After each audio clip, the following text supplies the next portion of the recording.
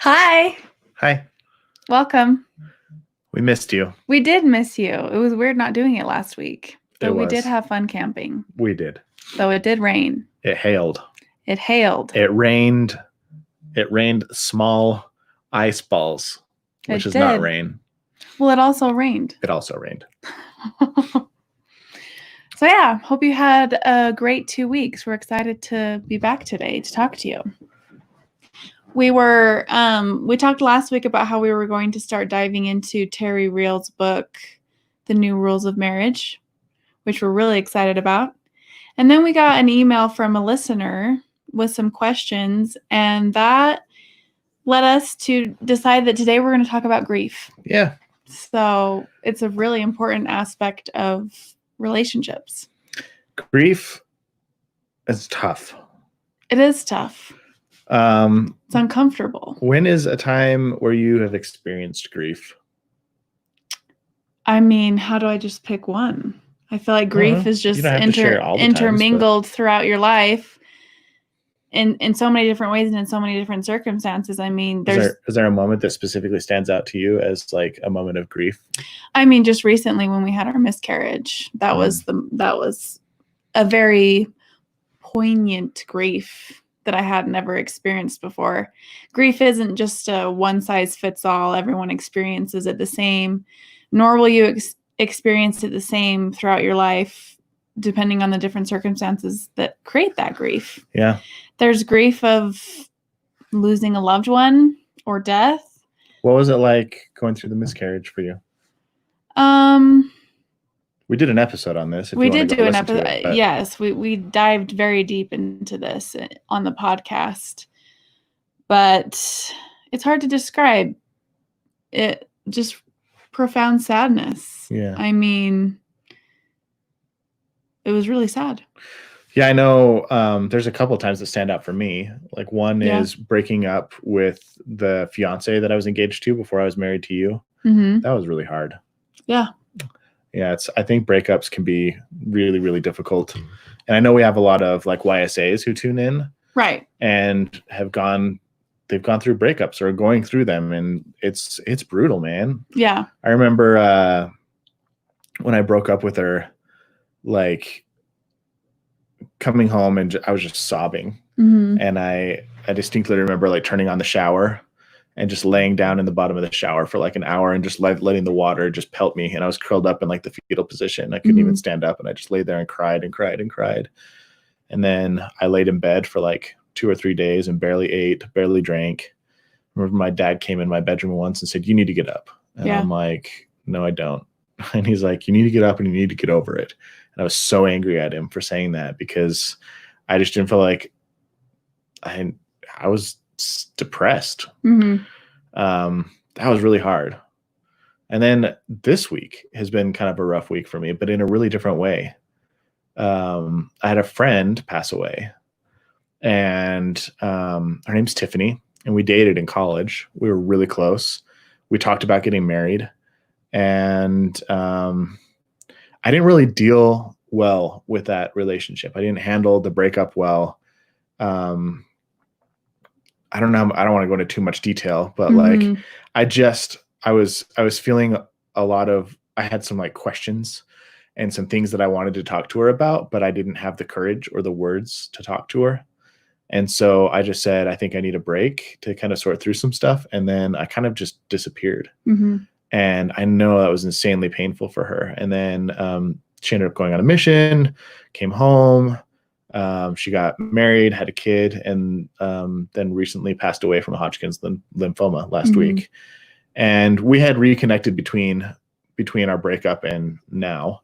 And we had I apologized to her and we had a conversation about everything. And that was really great. But it's just like, it's hard to hear about somebody who means something to you, especially so early that they would leave this life. And it hasn't been the same type of grief as I experienced with that breakup or with our miscarriage. It's been a different kind of like quiet, kind of like a slow burn in the back of my head type of grief. So grief is one of those things that you don't plan on in your relationship. Right. But it's very much a part of every single relationship. And I don't want this lesson to be heavy. I don't want it to come across as a downer. We really want to give you tools and resources that can help you to deal with grief in your relationships that will inevitably come. Yeah. And to be able to recognize what you're experiencing when you're experiencing grief and how to use it as a tool. Yeah. Because if you're ignorant to your grief or oblivious to it, you don't know that's what you're experiencing. It can reap havoc on your life, your emotions, your well-being. And if you're in a relationship, it can definitely take a huge, huge toll on your relationship. So knowing how to understand what grief is and then how to deal with it in your life and move past it in a very healthy way is really important. And not avoid it either. Because grief is not something to be avoided. Sorry, I burped while I was talking and didn't want to blow it in your face. Thank you. That was gross. I really appreciate that. Give me a thumbs up if you enjoyed my burp. Oh, dear. So should we dive in? Yeah, so let's talk about what grief is. I took a lot of this from an Ensign talk in January 2014. It's called The Healing Power of Grief by Stephen Eastman, and he's a licensed clinical social worker. I'm not really sure how his article ended up in the Ensign, but we're glad it did. It was really great. And he says this about grief. Grief is the emotional and often physical response we have when we experience loss.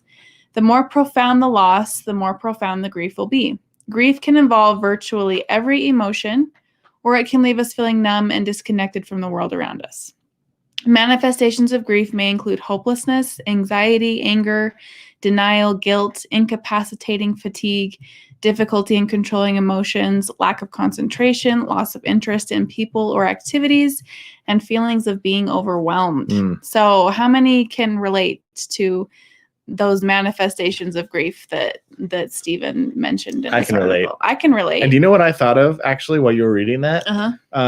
In the Bible, there's the story of John the Baptist and when he gets beheaded. Do you remember that story? Yes, I do remember that. And he's when killed. Jesus finds out. And then Jesus finds out, and it says that he withdrew into the wilderness. And like, I'm sure that he and John the Baptist were very close. Like, their family, they're cousins. I love my cousins. I'm sure they hung out a lot together growing up. John the Baptist baptized Jesus. I'm sure they had in some way a very close bond, a personal relationship. And I'm sure that Jesus felt a lot of like loss and grief in that moment. Right. And he just needed to be away from people. And the hard thing is, and maybe some of you guys can relate to this, when he did retreat into the wilderness, he was followed by the multitudes. And they're like, we still want you to take care of us and bless us and take care of our needs. And he was just like, and he still turned and did it. But there's something in the last couple of years when I read that story that stood out to me, that when he experienced that loss, like, he wasn't immune to grief. He wasn't immune to sadness. He wasn't immune to the sadness of losing people. When Lazarus died, he cried. Even though he was able to bring Lazarus back, he still cried. Right. And so I think it's important to recognize that our perfect example, who is Jesus, also experienced profound grief. Right. And I think when we think of grief and Christ, a lot of times we think about the atonement and being able to find relief from our grief. But this is a really important example of realizing that Jesus also taught us how to grieve, that he didn't shy away from grieving in his own life, just like we shouldn't shy away from grieving in our own. Yeah. And we should embrace it and utilize it as something that can help us learn and grow. And Stephen Eastman also said this in the article that I really liked. He said, the Savior has said, and this is in Doctrine and Covenants 42:45, he says, thou shalt live together in love, insomuch that thou shalt weep for the loss of them that die. Now, when this quote is talking about death, we can insert anything, any sort of loss in your life or anything that would bring grief in your life. So don't just think about death in this. But it says here, I have learned that grief is the price we pay for loving someone, and that price is worth it. None of the people I've worked with said they would give up the love they had for a family member in order to avoid the grief that came from losing them. Say that again. None of the people I've worked with said they would give up the love they had for a family member in order to avoid the grief that came from losing them. So again, he says here, I've learned that grief is the price we pay for loving someone or something, and that price is worth it. Yeah. Let's talk about that a little bit. Yeah. I think a lot of people want to love without the risk of losing. Right. Yes. Like there's I remember when I did my cross-country road trip and interviewed couples who were in love with each other, I was talking to this older couple. They were probably in their 70s, and they lived in southern Georgia. It looked like on this big, kind of like a plantation house. It was amazing. Had an elevator in it and a library. Wow. And we interviewed this couple in the library, and they were both doctors. And she became a doctor back when women were not allowed to be doctors. She was one of the first female doctors ever.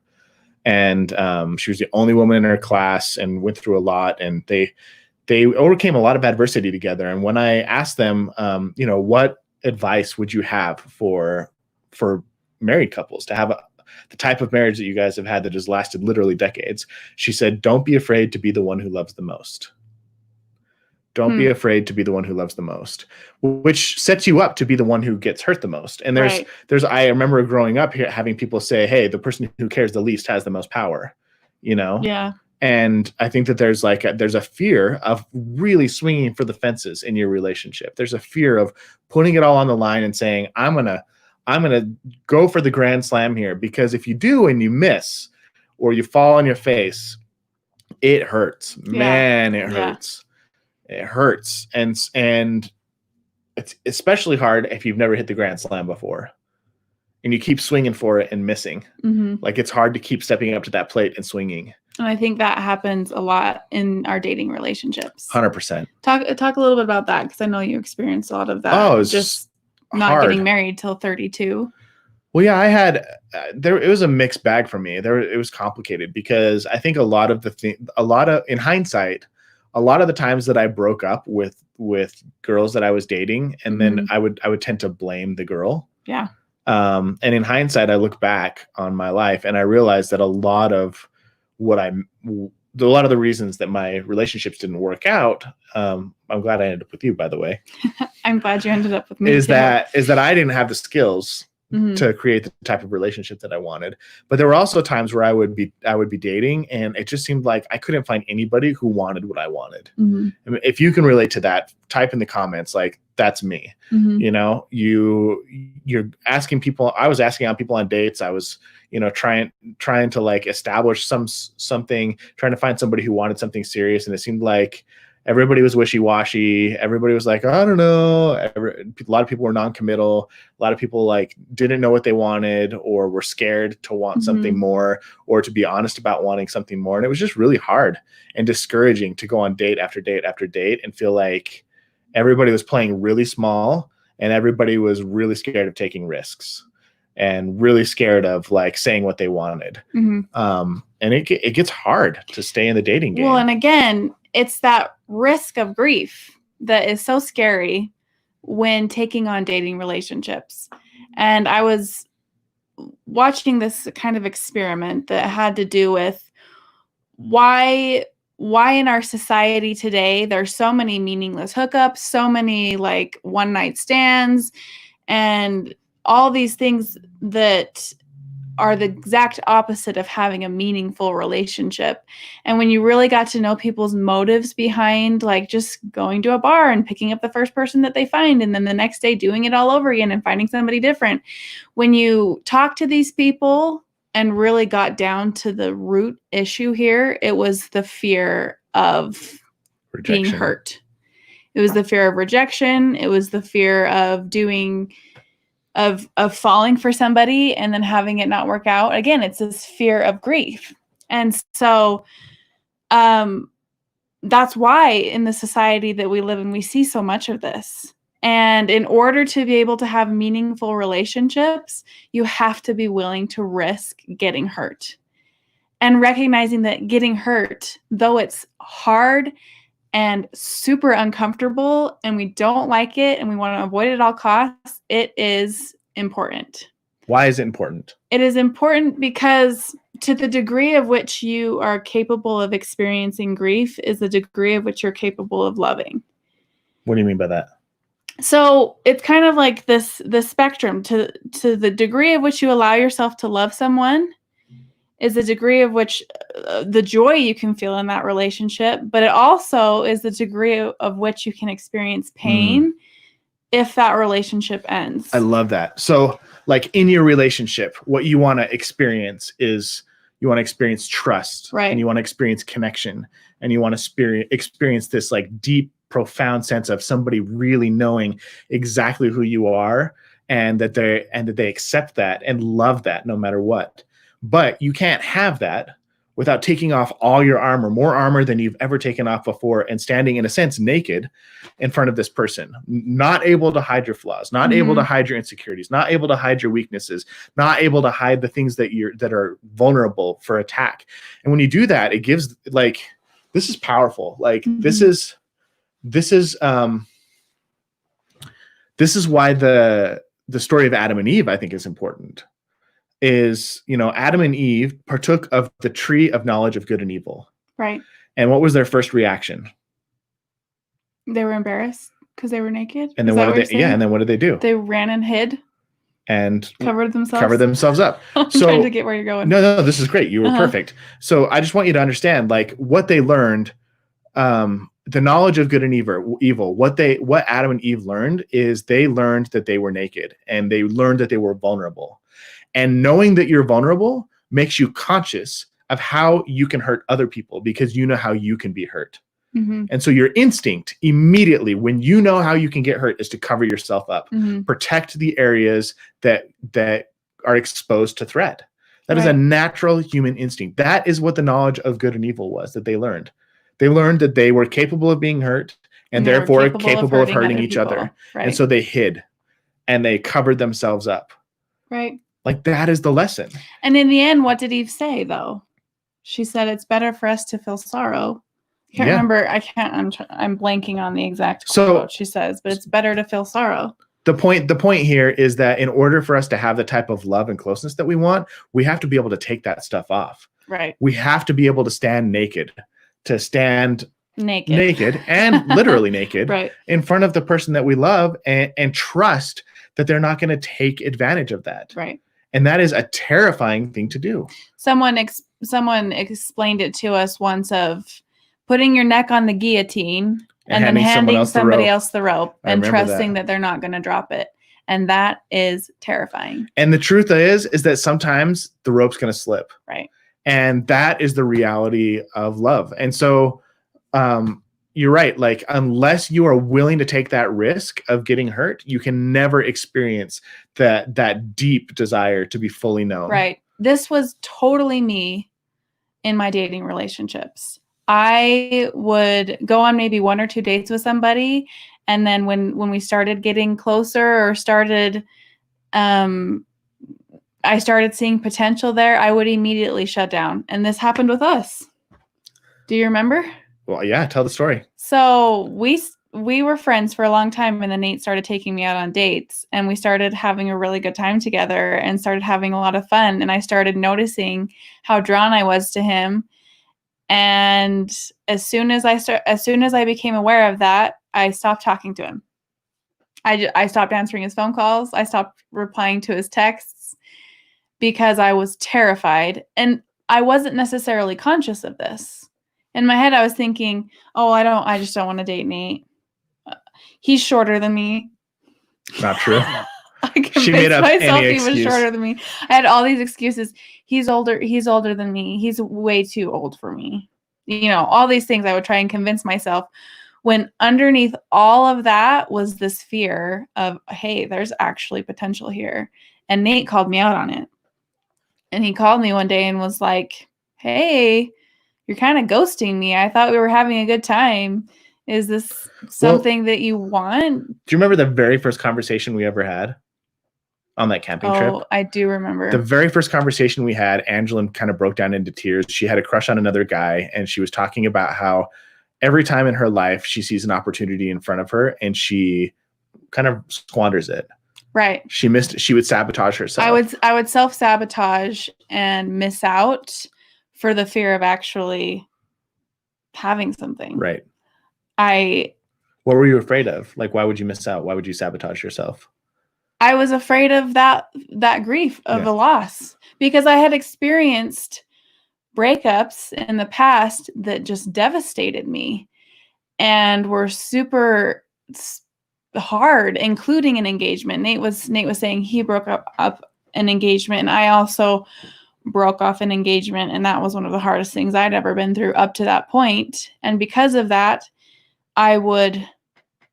I had this barrier up, this wall. And I even told you, Nate, on that phone call when you said, is this something you want to pursue? You don't have to be my girlfriend, but can we go on more dates? And I just said, I don't want to hurt you. Do you remember that? Yeah. I don't want to hurt you. And you were like, why are you thinking of the end of the relationship before we've even begun? Yep. And I think the other thing I said was, remember that first conversation we had where you get in your own way and you miss out on opportunities. You miss out on opportunities before they can even become reality. I said, I think this is an opportunity. And I think if you don't take a chance, you're going to look back on it again and you're going to regret it. Right. And I think I'm an opportunity. Right. And allowing myself to move forward and date Nate was so scary. I can't even explain how scary it was for me to let myself let go of that barrier. And it took a long time. It took me a few months even after that conversation to finally do it. And it got to the point where the fear of missing out on the opportunity became more scary to me than the fear of the loss at the end of the relationship, that I finally decided to go all in, give it a go. And it was so quick after that we decided to get married, because I'd finally allowed myself to not be afraid of that loss. And have I hurt you since then? Yes. But has it still been worth it? Absolutely. Oh, good. So I didn't know the answer to that question. This grief that we're talking about before the relationship even begins, that's kind of one kind of grief. It's a grief that is directly related or caused by the relationship itself. We call it direct grief. And it's the grief from a breakup or endings. And then when you're in a relationship, it's the grief from betrayed trust or fights or arguments, or grief of disappointment if they disappoint you or you disappoint them. I know I often feel a lot of grief when I feel like I'm disappointing Nate. It's just, grief is not something that is going to go away. Mm-mm. It is here to stay. Well, and a lot of the times, a lot of people, I think, use grief as like you were saying, a reason not to take the risk, and not taking the risk so that you don't experience the loss ends up turning into grief anyway, because then you regret not taking the risk. So what kind of grief do you want? Yeah, there's grief is a part of life. Right. And so I'm hoping that what we talk about today is going to help people learn to deal with it a little bit better. So we talked about direct grief. There's also indirect grief, like what I talked about, my friend Tiffany passing away. It's kind of like it's outside our world a little bit. It's a grief you experience that isn't necessarily caused by the relationship itself, but it affects the dynamic of the relationship. Dealing with mental health issues like anxiety or depression or some sort of like stress, outside stress, that can be more of an indirect type of grief. Having your physical health get hurt. Remember when you blew out your back in our first couple of months of marriage, and then you got really depressed and I had to like help you put on your pants and stuff. That was indirect grief. That was embarrassing. Yeah. That was hard for me to be freshly newlywed, only 6 months married, and to not be able to put my pants on by myself and have to have Nate help me. I felt like very much despair. We're getting some comments. I really like Emily's question here. Is fear of missing out on a relationship a good reason to take a risk, though? I think so. FOMO is real, and that should be acknowledged. FOMO is probably not the best reason to take a risk. Right. I think all risks should be calculated risks. Yes, calculated risks. I think a blind risk without weighing the pros and cons is probably never a great idea, especially when dealing with matters of the heart. But if you look at somebody and you feel like their values align with your values and their goals align with your goals, and you're wondering like what would happen if, I mean, Ange and I were friends. And before we started dating, I was like, this could ruin the relationship. It was a risk for me to potentially ruin the friendship and ask her on a date. But I took it as a calculated risk because I was like, I know her character. I know who she is. And like, I feel like we have the ability, if we have this conversation beforehand, to go out on some dates. And if things don't work out, still maybe maintain our friendship in some way. Right. It was a little scary, though. It was scary for me to ask her out. It was scary for her to say yes, I'm sure.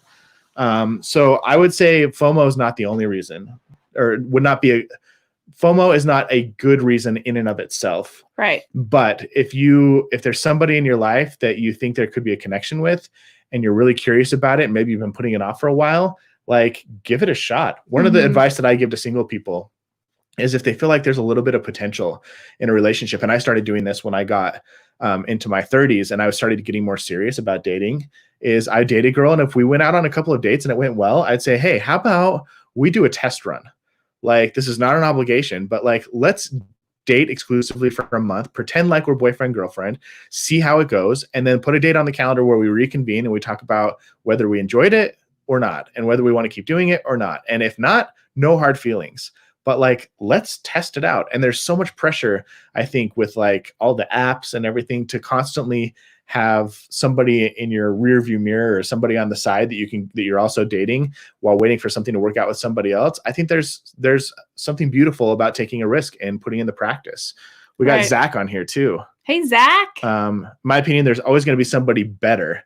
Choose your love and love your choice. I think that is a specific issue we see a lot in the time that we're in. We have dating apps at our fingertips where all you have to do is swipe left or right, and almost death by so many options. Paradox of choice. The paradox of choice, that it is true. If you're always thinking, hey, there's going to be something better out there, then you're never going to fully allow yourself to commit to the situation. I remember just a really small example of this is when I was shopping for wedding dresses.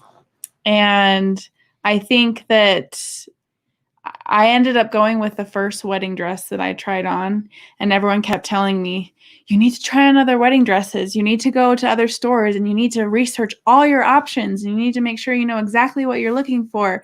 And I tried it on the first dress, and then I tried on like 2 or 3 more. But this thought came into my head. I will always be able to find a dress that I love more than this one.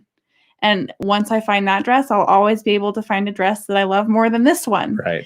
And it got to a point where I was just like, I like this dress. I like the way it looks on me. I like the way it feels. I feel beautiful in it.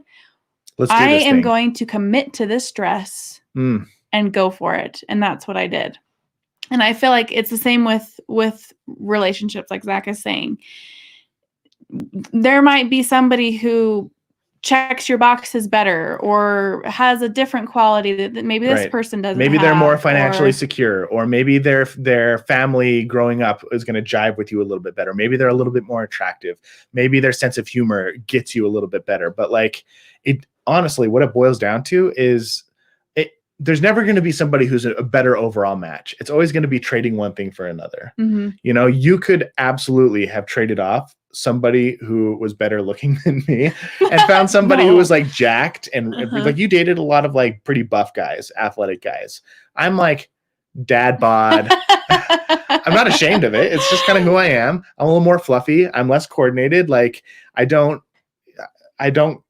keep track of like my muscle. Anyway, you could have dated one of those gym guys and you probably could have been happy. I could have.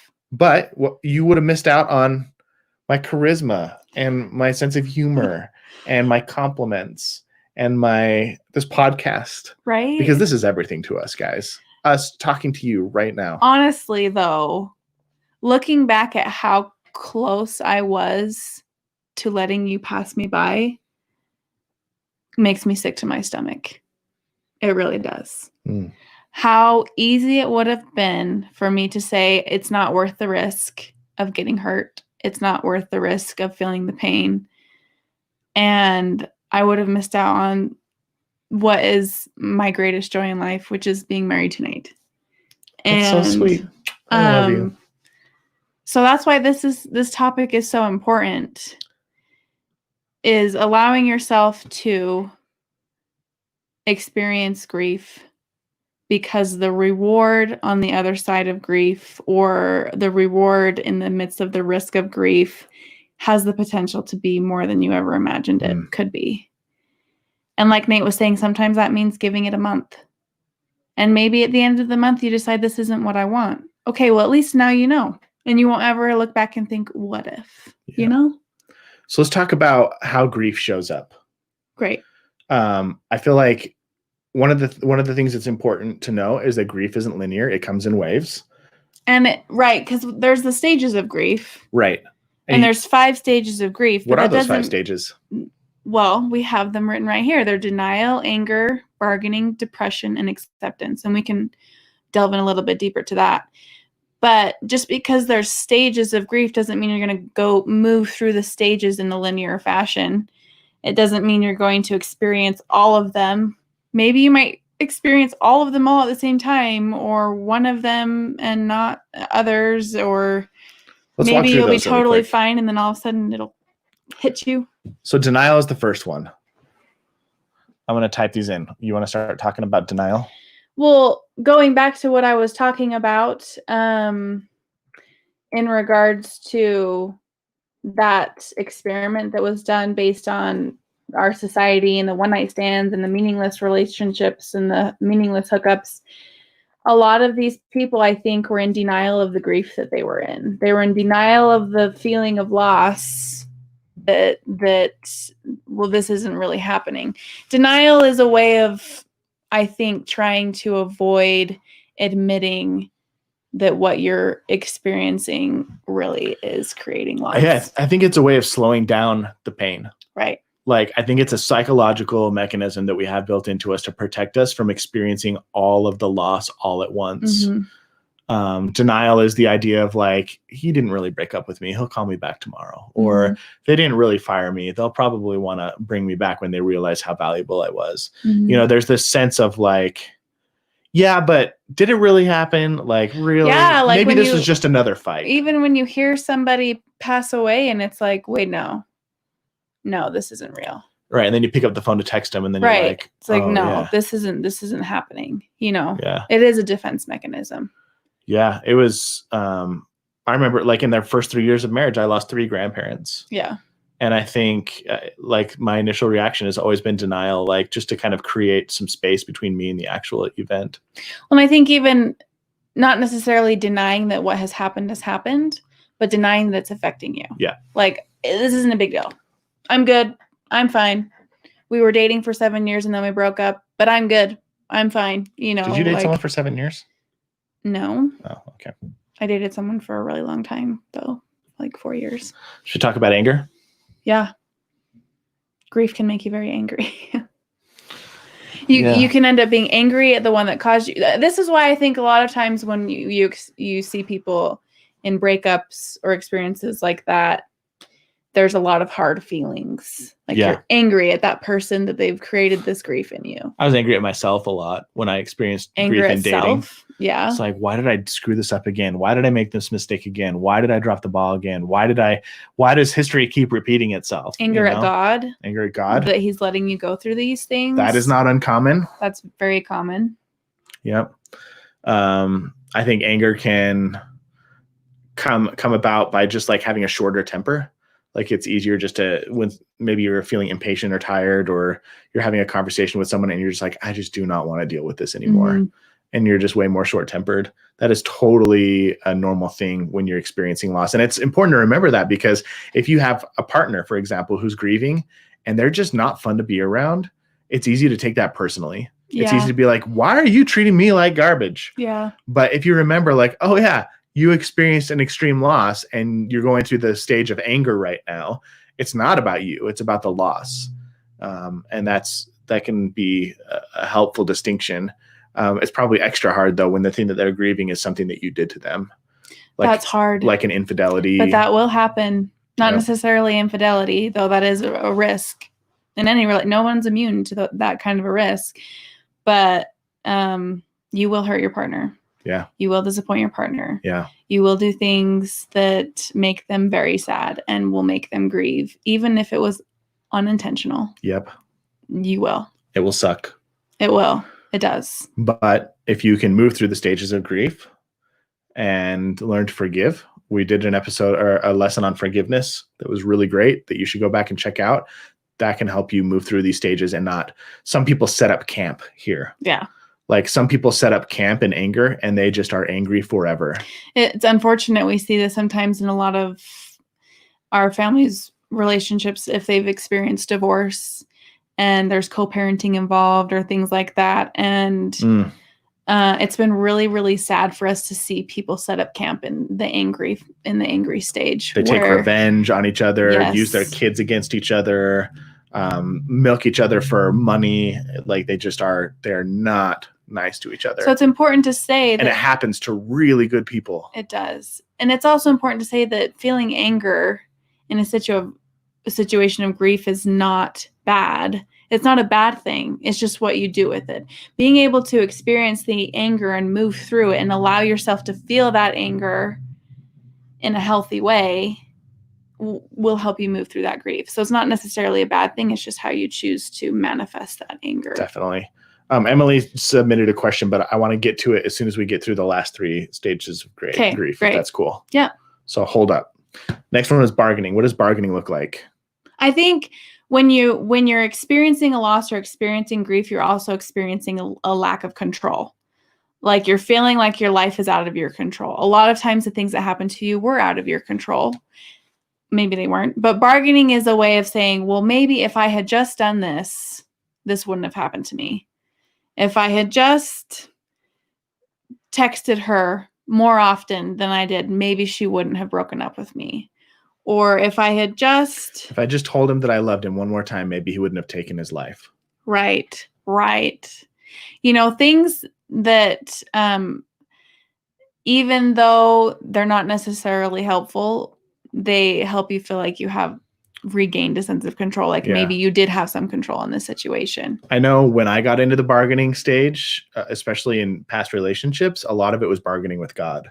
Yeah. If you can just help me get past this, I'll do this. Or if you can make this go away, I promise never to make this mistake again. Mm-hmm. Or please help me to not fall for the same pattern with the next partner that I'm in.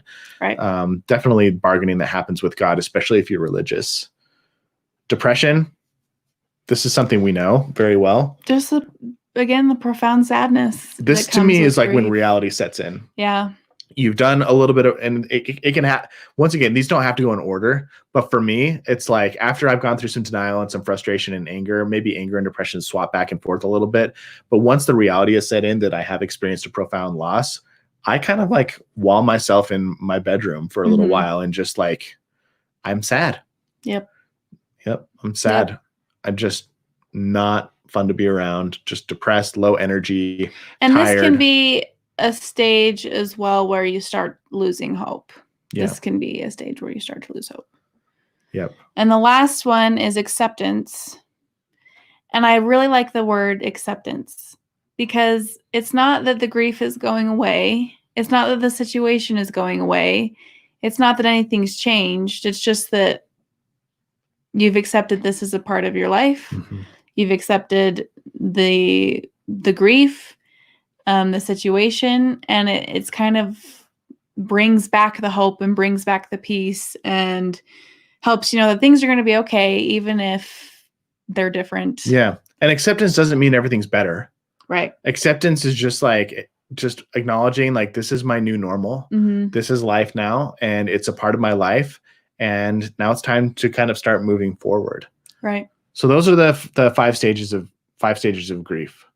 There's variations on it that you can find on the internet, and you can go a little bit deeper if you want. But it's important to understand that grief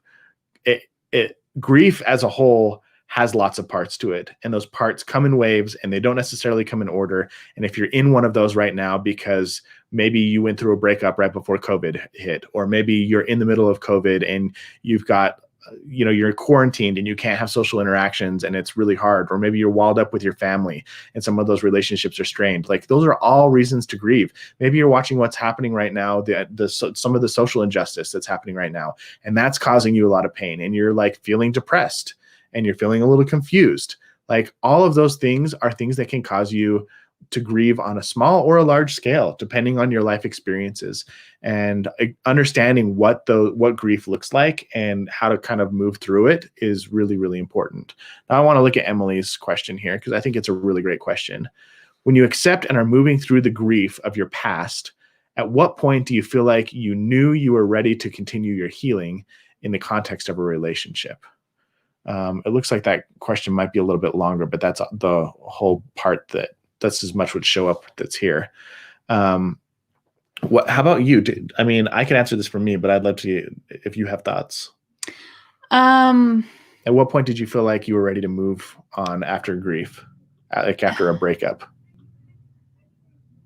I think that's a really good question because it's hard to answer. I'm trying to think of my experiences in my own life and when I had experienced breakups and grief and when I was ready to move on. Oh, this is a good question. I'm going to need to think about this for a minute. For me, when I broke up with my fiance, so I had been friends with this girl for like 5 years, really close friends. When I moved to Florida, she came and visited me. We dated for quite a while. We were engaged for quite a while. She was somebody who was really important to me, and losing her was really difficult for me. Mm-hmm. Really difficult. I still think about it. And there came a point for me where I was sad. I was depressed.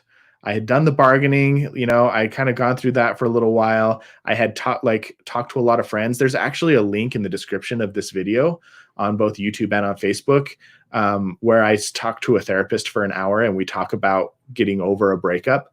And I followed a lot of that stuff. I verbally processed a lot. Like I had friends that were close to me that were kind enough to listen and listen to me just kind of like vent and talk about why I was frustrated and confused and upset and what hurt so much. I had family members that were there for me that kind of helped me recenter on who I am and kind of pull myself together after the loss. And I think so that's really huge. Spending time doing things that I loved. I started dancing again, which was really great. I got involved in a close group of new friends, and we started playing games regularly, and I got out of my house and exercised a lot.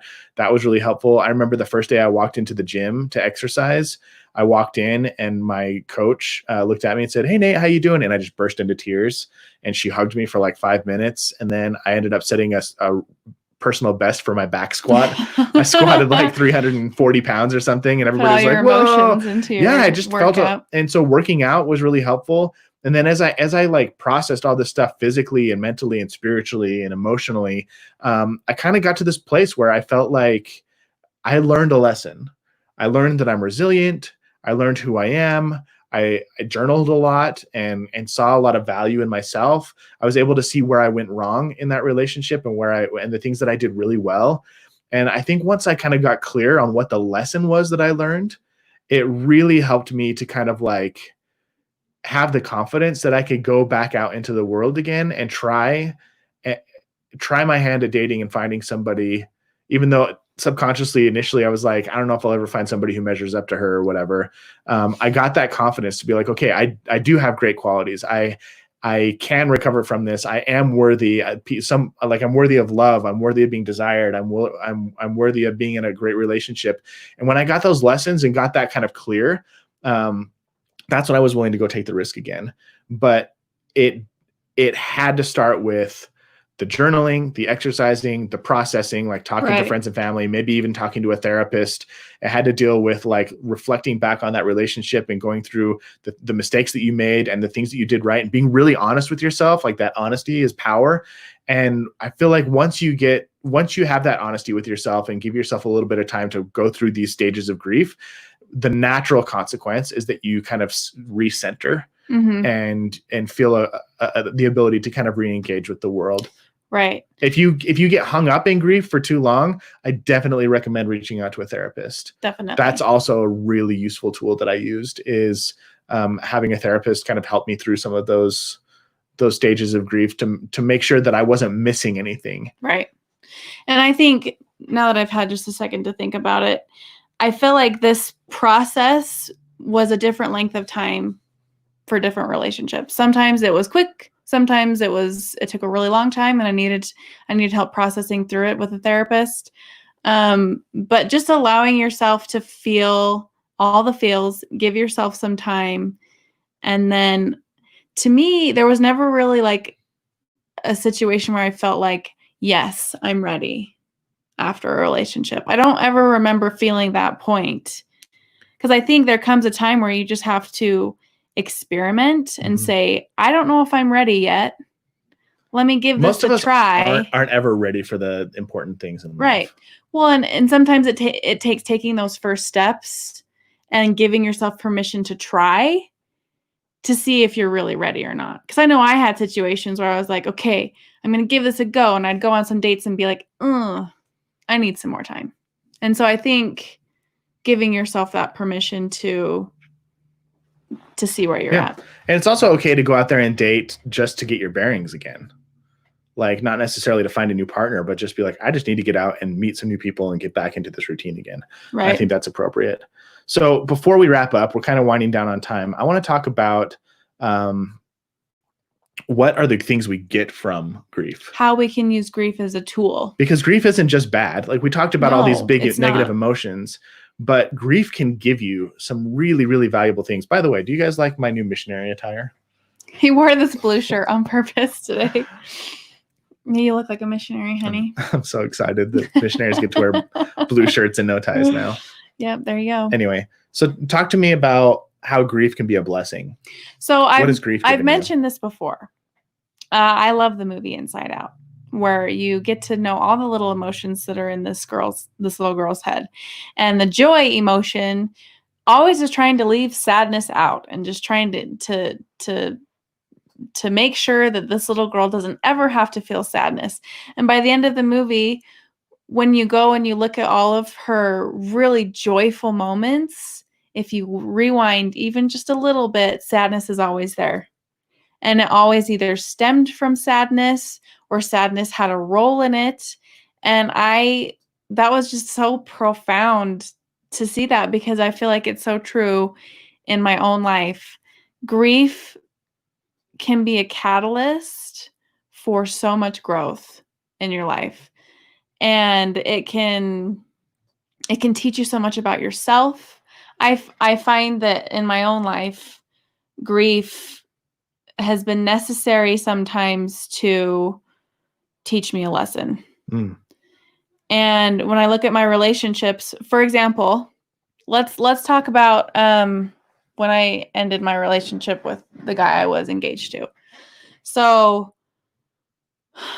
I let this relationship drag out, and I look back on it and there's a lot of, I would definitely do things differently if I could have. But when it came to ending relationships, I would always say, I just don't feel right about this. I feel like Heavenly Father is telling me that this isn't right. And I strongly believe that we can receive spiritual guidance and we can receive spiritual revelation when it comes to our relationships. But I think I was relying too heavily on blaming or passing the blame to God in those situations. Like when I ended up finally ending this engagement or this relationship with this person, my excuse was, this isn't what God wants. And I would do that in a lot of relationships. I found this pattern of just saying, this isn't what God wants. And after a while, after I kept repeating this pattern over and over again and experiencing the grief and the loss over and over again, I finally realized that it wasn't God saying, this person's wrong for you. It was probably God saying, this isn't what you want. This isn't what you want. Don't blame this on me. This is you. Like, own your emotions, own your desires. And I look back on my relationships and I think that the lesson that I needed to learn was owning, what do I want in my relationships? And it's okay if this person meets every single criteria on my list, on my paper list, and I just don't want to be with them. That's okay. And that was a huge lesson when it came to finally allowing myself to date Nate, is I said, I want this. I choose this. And grief taught me that in a way. Going through that grief over and over again eventually taught me the lesson that I needed to learn. And I feel like grief does that in a lot of situations. Yeah, I felt like my big gift from grief was empathy. Yeah. Like the grief that I felt dealing with pornography growing up, like that created a lot of shame for me. And now I try to be like an advocate for other people, especially young men who are dealing with tons of shame. And it's helped me create, instead of looking at people from a place of judgment, I now try to look a lot more from a place of empathy. Empathy and love and compassion. Another one, like I left the church in my mid-20s and then came back in my 30s, and leaving the church is such a painful experience for so many people. Not for everybody, but for a lot of people. It's really, really hard. It is just brutal. And going through that and all of the grief that I went through leaving the church and wondering how it was going to affect the people that I loved, and just the loneliness and all of the terrible feelings that came with it has helped me gain a lot of empathy for other people now who choose to leave the church for whatever reason. And that list goes on and on and on. Like I have empathy for the YSA crowd because I was single into my like early 30s. And I know some people are single far beyond that. And but I understand what it's like. For example, when I the day I left my mission, I was 21 years old. I was coming home, and I had worked in the office for a little while. And one of the senior missionaries that worked there, Elder Calloway, was a great guy. We became really good friends. And he said, "Nate, I will bet you a dozen donuts that of all the guys that you go home with, you're going to be married first, probably within the first 6 months." And I got home, and it took me over a decade to find Angilyn and marry her. And the plan for my life was so different than what I thought than what it ended up being. And I experienced a lot of grief around that. I expected to get married in my early to mid 20s, and I didn't get married until my 30s. Now we're having our first kid, and I'm 36. And I'm like, oh, when my mom was my age, I was like 14. Yeah. She was done having kids, and there's not like a judgment about it. This isn't like I missed out on anything, and it's not one way or the other isn't good or bad, but I had in my head that my life was going to go one way, and then I had to grieve like that it didn't go that way. And part of the reason that we love doing these things, especially when YSAs drop in who are single and trying to figure this stuff out too, because we have just recently come out of that, is like I have empathy. Like I know how terrible it feels to feel like you're doing everything right and you're putting in an honest effort and you're doing your best, and things just don't work out the way you want them to. And that's been the gift of grief for me is that empathy. Right. So grief can be a great indicator that there's a lesson that needs to be learned. And what is that lesson? And it can help you fine tune to that lesson. Grief helps you gain compassion and empathy for people who have been through something similar. Grief, I had a list and you just went off my list. I'm sorry. Where is it? There it is. So grief also brings people closer together. And we've found that in our own relationship with a lot of the grief that's not necessarily directly related to the relationship, but is maybe outside sources. It's brought us closer. Do you remember when I woke up crying in the middle of the night that one time? Yeah. So like Nate said a little bit earlier, we got married, and then within the first 3 years of our marriage, he lost 3 grandparents. And the first death was like my grandma 3 or 4 weeks after we got married. And it was a grandma you were extremely close to. Yeah. And I remember just 3 or 4 days later, I woke up. I still miss her. Yeah. I woke up to Nate, and he was just sobbing, and he was asleep, but he was just sobbing in his sleep. And it was something we hadn't experienced together before, that grief, but just being able to sit with it with each other, to be there for each other, to hold each other. Yeah. It has a way of really strengthening those bonds. And when we experience our miscarriage, yeah, when disappointments in business, they're all opportunities to bring you closer together and closer to God. So that in a way, grief can be a tool. Yeah. So grief is a part of life. You can't escape it. It will always be there. It's your friend. And there's something beautiful when you realize that, when you realize that grief is a part of life, because it's not going to kill you. And something magical happens when you say, you know what, I really could get hurt if I take this risk, and it might just be worth it. It might just be worth it. And if you're smart and you take those calculated risks and you find somebody who shares this attitude of like being willing to push through and embrace the potential for grief, and you take off your armor and you stand naked in front of each other and you swing for the fences, even though it might mean you might strike out, man, when you connect and that ball goes over the fence and things work out, where you take off that armor and the person hugs you instead of stabbing you or taking advantage, you know what I mean? It feels amazing. Yeah. It feels amazing. And that to me is what makes life worth living, is the fact that you got people in your corner who see you for who you really are and who know you. And even though people who might have seen you for who you are have taken advantage of that in the past, the ones who stick around and kind of help you go through the hard times together, and you help them go through the hard times together, it creates a relationship that is so strong it rivals anything else. It's amazing. And I do want to speak to grief that comes from a clinical illness or mental health. There is a point in which grief requires outside help. And there might not even be a cause or a source that's external. It might be a chemical imbalance or hormonal imbalance, things like that, in which therapy, medications, things like that are important. And so we definitely don't want to end this lesson on grief without acknowledging that regardless of the grief that you're experiencing, move through it the way that you need to. Yeah. And if that requires getting help, there's no shame in that. And if we can help, reach out to us. Like, we don't have all the answers, but we know a lot of people who do have answers, and we can point you to those resources. So just know that we're here. We're advocating for you. We love you. The reason that we do this every single week is because we want you to have everything that you need to be successful in having relationships like this, because there's nothing more amazing.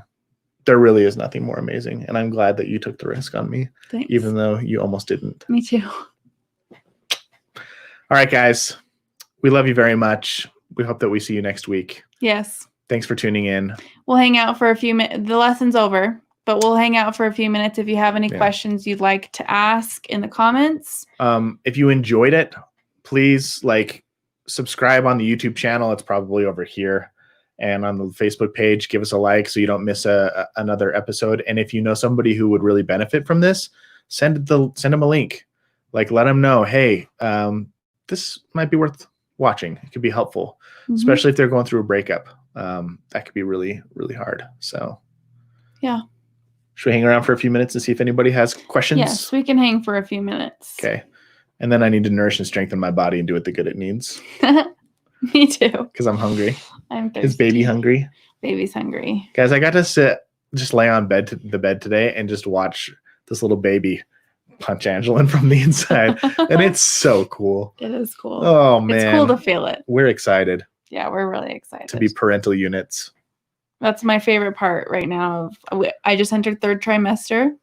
So can we be best Emily friends? says, can we be best friends? Of course. Wait, we're not already? That's news to me. We love new friends.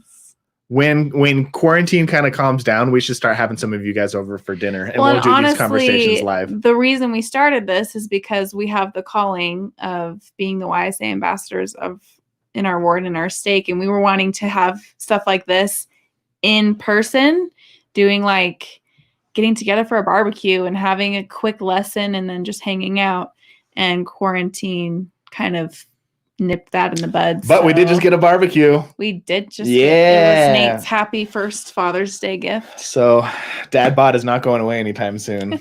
I'm excited for you to grill. I'm going to eat all the meats. All right. Well, it looks like we don't have any other questions, but thanks If you for have hanging out questions with that us. you don't want to ask privately, just shoot them to us on Yes. Facebook or Nate at mormonmarriages.com. We've gotten a lot of really great questions via messages that help us to know what to talk about. Emily, I will eat the burgers if you bring them. Oh, I thought you said. She said, I'll bring the burgers. Oh, perfect. I said, I'll eat them. You're invited. Hey, guys, have a great Sunday. We'll talk to you next week. We'll see you next week.